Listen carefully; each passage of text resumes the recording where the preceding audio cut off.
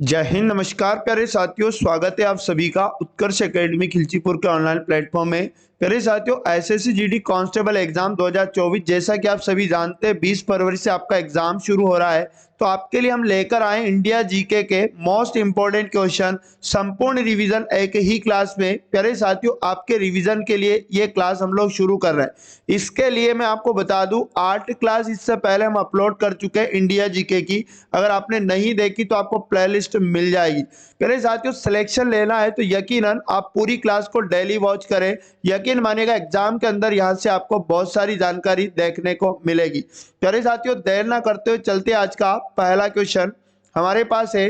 जनगणना 2011 के अनुसार भारत के किस राज्य का लिंगानुपात सर्वाधिक है? तो याद रखना, जनगणना 2011 के अनुसार भारतीय राज्य केरल का लिंगानुपात सबसे अधिक है, यानी ऑप्शन नंबर 4 इसका करेक्ट आंसर आपको याद रखना है। और मैं आपको बता दूं, अगर केरल राज्य का लिंगानुपात आपसे एग्जाम में पूछ ले तो 1000 पुरुषों पर वहां पर 1084 महिलाएं वहां का लिंगानुपात है। प्यारे साथियों, नेक्स्ट क्वेश्चन है 2 नंबर। विश्व बैडमिंटन चैंपियनशिप में स्वर्ण पदक जीतने वाले पहले भारतीय खिलाड़ी कौन हैं? तो याद रखना, इसके राइट आंसर हो जाएगा PV Sindhu. PV Sindhu badminton championship में स्वर्ण पदक जीतने वाली पहली भारतीय बैडमिंटन खिलाड़ी हैं, यानी ऑप्शन नंबर 4 आपको अच्छे से याद रखना है। नेक्स्ट क्वेश्चन आपके पास है, केरल की आधिकारिक भाषा क्या है?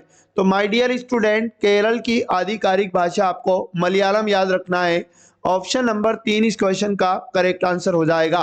केरल से आपसे एग्जाम में पूछ सकता है इसकी राजधानी। तो केरल की राजधानी आपको तिरुवनंतपुरम याद रखना है। और इसका याद रखना, राज्य की पशु आपसे पूछ सकता है। तो केरल का राजकीय पशु आप हाथी याद रखिएगा। मेरे साथियों, क्वेश्चन नंबर 4 है, ट्रेन टू पाकिस्तान पुस्तक किसने लिखी? तो इस पुस्तक के लेखक आपको अच्छे से याद कर लेना है, खुशवंत सिंह। इनकी यह पुस्तक है ट्रेन टू पाकिस्तान। मेरे साथियों, आपको जो ऑप्शन नंबर 1 दिया है यह भी आपके लिए इंपॉर्टेंट है, नयन तारा सहगल। इनकी एक पुस्तक आपको याद रखना है, रिच लाइफ अस। आगे यदि बात करें आपसे, अमृता प्रीतम, इनकी भी एक पुस्तक आप याद रखिएगा, कागज ते कैनवास। मेरे साथियों, नेक्स्ट और इंपॉर्टेंट क्वेश्चन है, संगाई महोत्सव किस राज्य में मनाया जाता है? तो माय डियर स्टूडेंट, संगाई महोत्सव आपको मणिपुर राज्य में मनाया जाता है, आपको याद रखना है। और मिजोरम का एक त्योहार आप याद रखिएगा, चापचर कुट। उसके बाद में आपको बता दूं, नागालैंड में भी एक त्योहार मनाया जाता है जिसका नाम है हॉर्नबिल। पहले साथियों, क्वेश्चन नंबर 6 हमारे पास है, स्वतंत्र भारत में भाषा के आधार पर सर्वप्रथम किस राज्य का गठन हुआ था? तो याद रखिएगा, राइट आंसर हो जाएगा, भाषा के आधार पर पहला राज्य बना था आंध्र प्रदेश। ऑप्शन नंबर 4 इसका करेक्ट आंसर है। और आपसे एग्जाम में पूछ सकता है कब इसका गठन हुआ था? तो 1953, 1953, ये डेट भी आपको याद रखना है। पहले साथियों, क्वेश्चन नंबर 7, इनमें से क्या रक्त स्कंदन में सहायक हैं? तो रक्त स्कंदन में सहायक अगर आपसे एग्जाम में पूछे तो विटामिन के आपको याद रखना है। ऑप्शन नंबर 3 इसका करेक्ट आंसर हो जाएगा। माय डियर स्टूडेंट, 8 नंबर का क्वेश्चन है, दक्षिण गंगोत्री कहाँ स्थित है? तो राइट आंसर आपको याद रखना, अंटार्कटिका। ऑप्शन नंबर 4 इस क्वेश्चन का करेक्ट आंसर होगा। और दक्षिण गंगोत्री अंटार्कटिका में स्थित भारत का पहला वैज्ञानिक केंद्र था। ये जानकारी भी आपके लिए इंपॉर्टेंट हो जाएगी।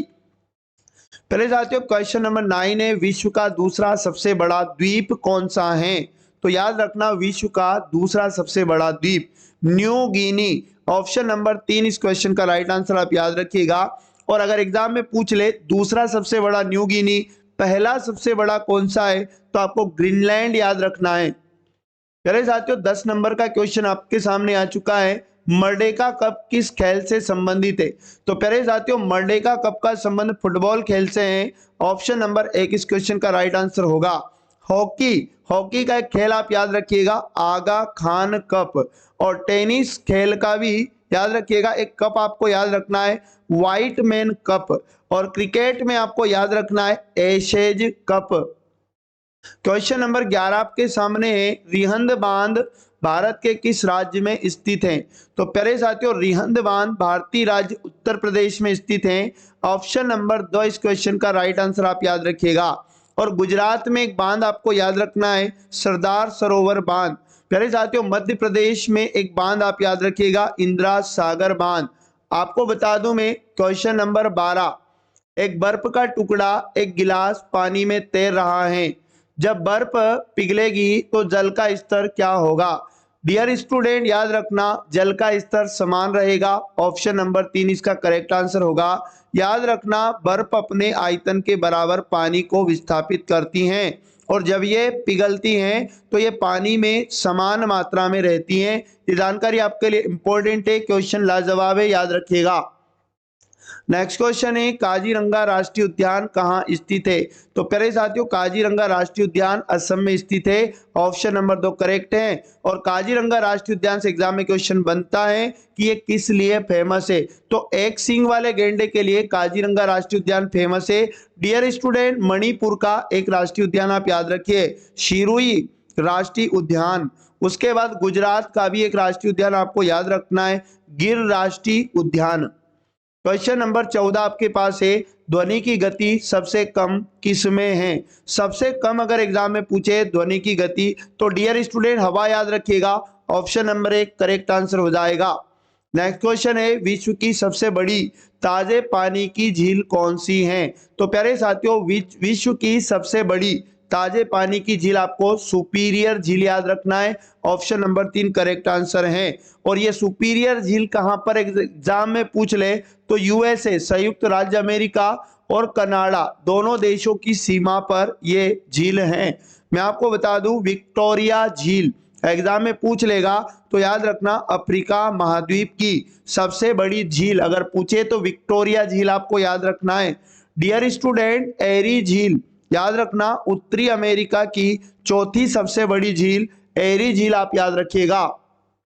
क्वेश्चन नंबर 16, निम्नलिखित में से कौन सा एक जोड़ा सुमेलित नहीं है?